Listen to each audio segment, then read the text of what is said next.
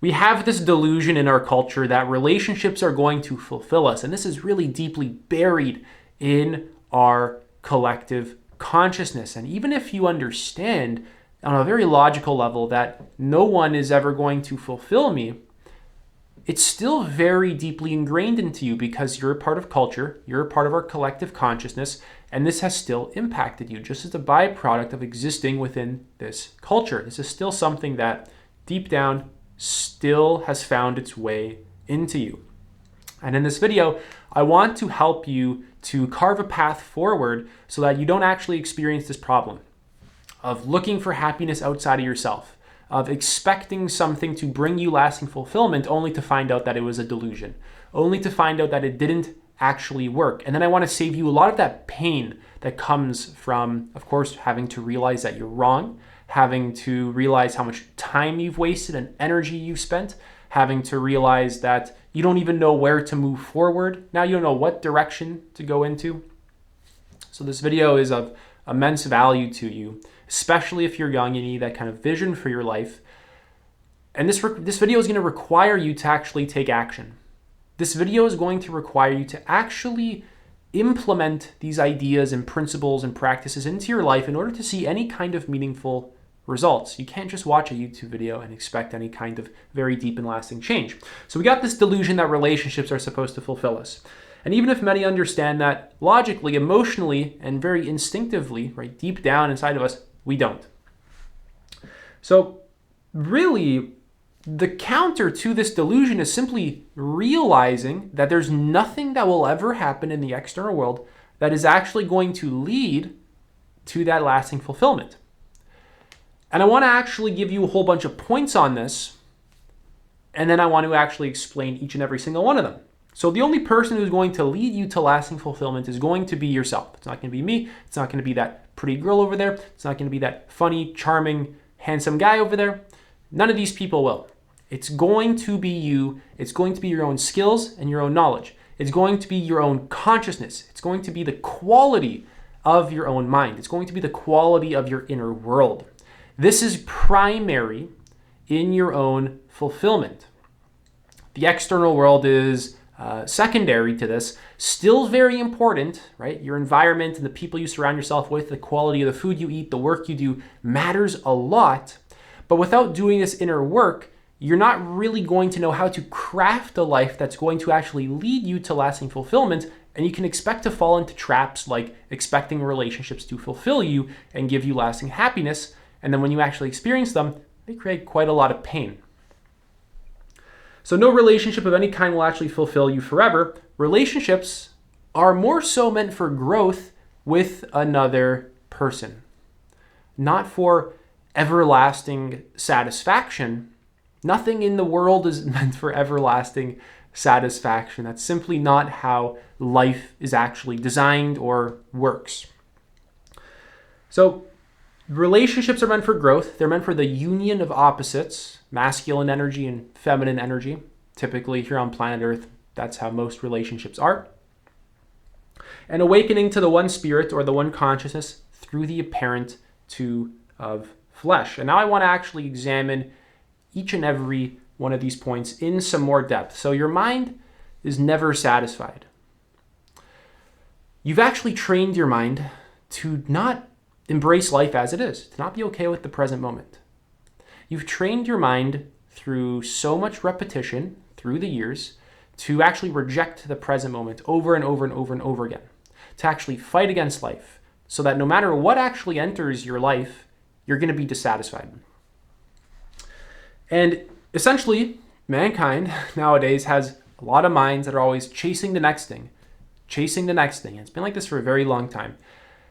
And we're always just desiring something else. We're craving something else. So a mind like this cannot actually settle and rest into a relationship. It can't actually accept the experience of being in a relationship because it can't accept any experience whatsoever. It can never accept the present under any condition unless it's just getting the very niche thing that it wants, like sex or money or that tasty food. But all those in-between moments, it really can't settle into. It's agitated. It's restless, it's frustrated, it's sad, it's craving, it's always wanting something that isn't in the present. It's this illusion that our minds keep spinning. So how long will it be? Let's say you get that relationship. How long will it be until that dissatisfaction starts to creep into the relationship? A day? 2 days? A week? So how long will it be until what was once buried simply comes out? Because that's kind of how life works. You can't actually repress these energies. They're going to manifest and fly out in some kind of way. Moving on is the entire principle of impermanence. Everything in this existence is completely impermanent. It's going to leave you. And clinging to the impermanent and trying to make it permanent is the best way to remain on this sort of hamster wheel of suffering. Trying to make the impermanent permanent is essentially going to lead you to a lifetime of suffering. And I want to keep this point short because it goes very well into my next one, which is the fear of losing it. The fear of actually losing the relationship. Once you actually get it, now you gotta always be maintaining it. Now you're gonna be afraid to lose it. You're gonna be acting out of fear. Again, is that fulfillment or is that suffering? I'll let you be the judge of that one. So this fear of losing is going to permeate your psyche, your emotions, your behaviors. And if you're completely dependent upon something or someone for happiness, first realize, of course, that this isn't happiness, this is suffering. And then second, realize that it's eventually going to leave you. And you're going to have to face that fear of it leaving you head on. Right? This continuous impulse to find something in the external world that's going to lead you to happiness is suffering. This continuous chasing itself is suffering. This continuous seeking for the next thing and the next thing and the next thing, the next new thing to finally put me at ease, this is suffering. This is the bulk of the suffering that you actually experience in your life. Maybe though, I'll let you be the judge of that. Like I said, you can figure it out. I'm sure you're smart enough to figure it out for yourself. Really just try it out, test it, see if it's true. And when it comes to it eventually leaving you, this is just another fact of life because life is impermanent. They're going to die. It's going to end. And this is something that you're just going to have to learn to accept. That fear of it exists inside of you. You're going to have to find it, bring awareness to it, and integrate it, and just accept this. Accepting the reality of the situation that you actually find yourself in. Yeah, every single thing in the world is impermanent. Everything's coming and going. Everything arises and passes. All the sensations in your body are in this constant state of flux and change. All the atoms are vibrating and dancing. People come, people go. Moment by moment, everything is shifting and changing. And you're going to have to learn how to ride these changes, how to flow with life rather than fighting against it.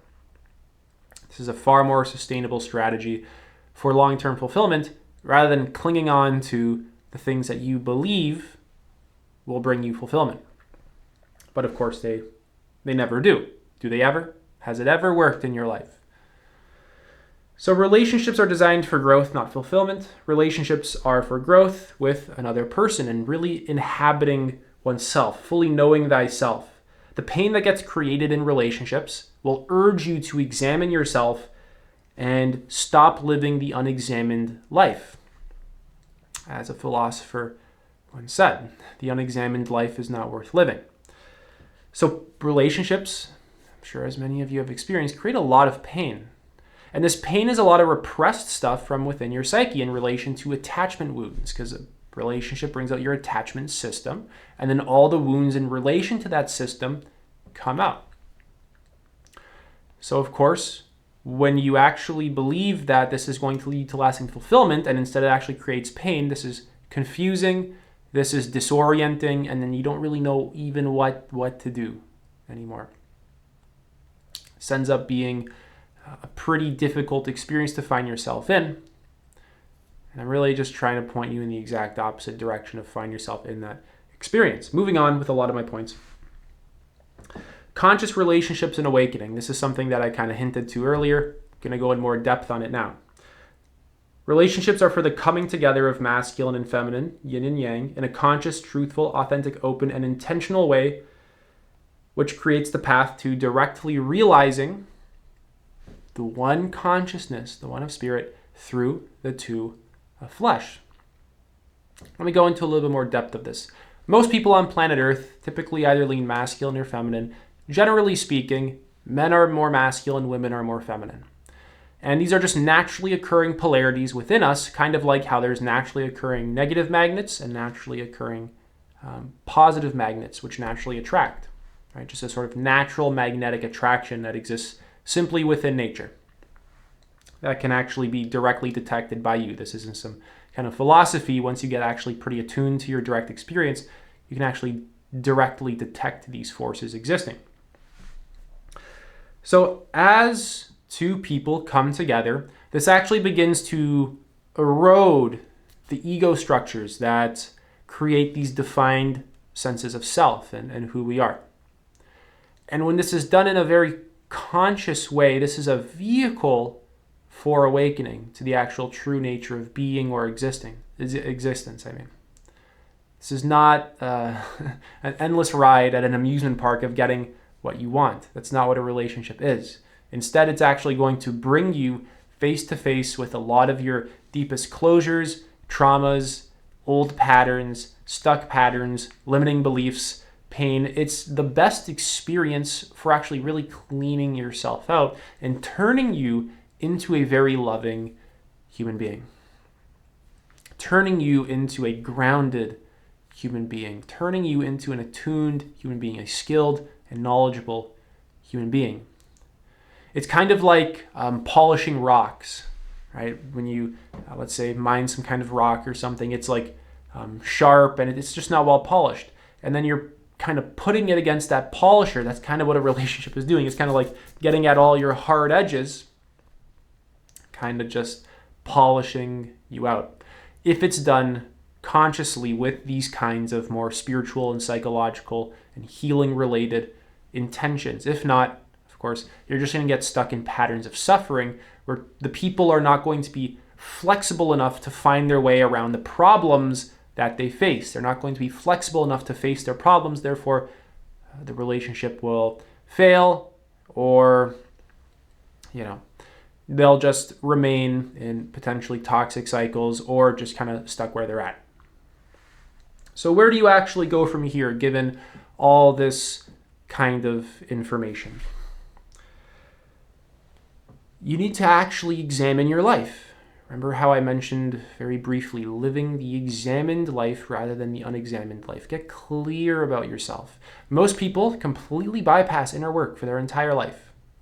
To actually value doing deep inner psychological, spiritual, emotional work it requires a certain level of emotional and psychological maturity to even value that. This isn't an extremely common thing on planet Earth.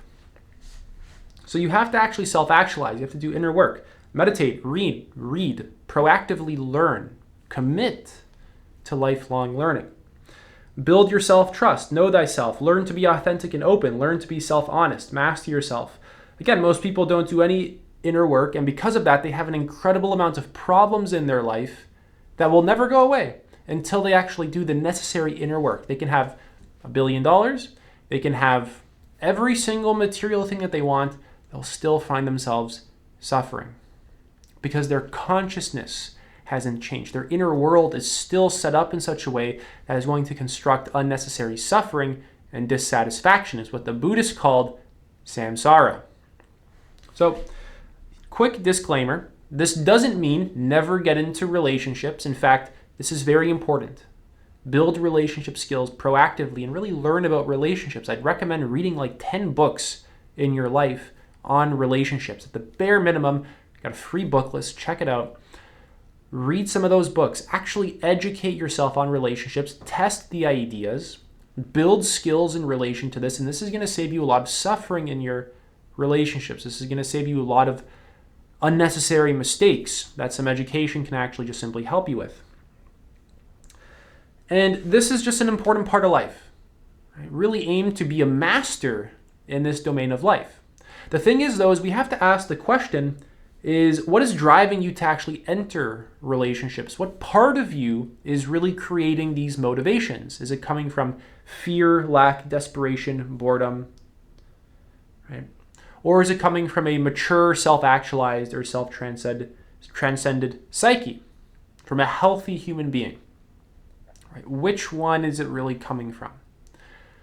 Because, of course, if you're just stuck in this pattern of trying to get relationships to just fulfill you over and over and over again, has this worked? Just very honestly, has this strategy worked in your life? Has this pattern worked? If it has, throw away my video. Useless. But it hasn't. So what are you going to do?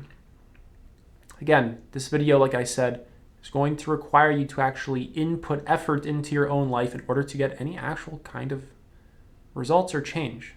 You're not going to sit here on YouTube, self-help video after self-help video, and then have it all be gone. You need to actually connect to the information and then ground it in your life. So finally, I want you to recognize that a lot of this is just very practical. It's my final point. A lot of this stuff requires you to turn off YouTube, get off of my videos, turn them off, stop watching them, stop watching my videos, just get off of my channel, get off everyone's channel, buy the relationship books, buy the therapy and healing books on my book list, buy the self-actualization books, read them, start the meditation, go to therapy, do the creative work, go for a walk in nature, buy the food that you need for your body to be healthy. You need to actually have the structures in your life that are going to lead to this sustainable change and this new self. You need the accountability in your life. Right? You do need the connections with other people that are going to help you with this as well. You need to have clarity around your own core values and your own psyche and your own personality. Taking tests, studying psychology. Again, you have to fall in love with building clarity, or else all this stuff that I talked about is going to be some kind of loose philosophy that sounds nice, but then you're going to slip right back into the old patterns and nothing is really ever going to fundamentally change. That's it for this video. If you're interested in working one-to-one with me, you can apply to do so. Link is in the pinned comment. Take it easy.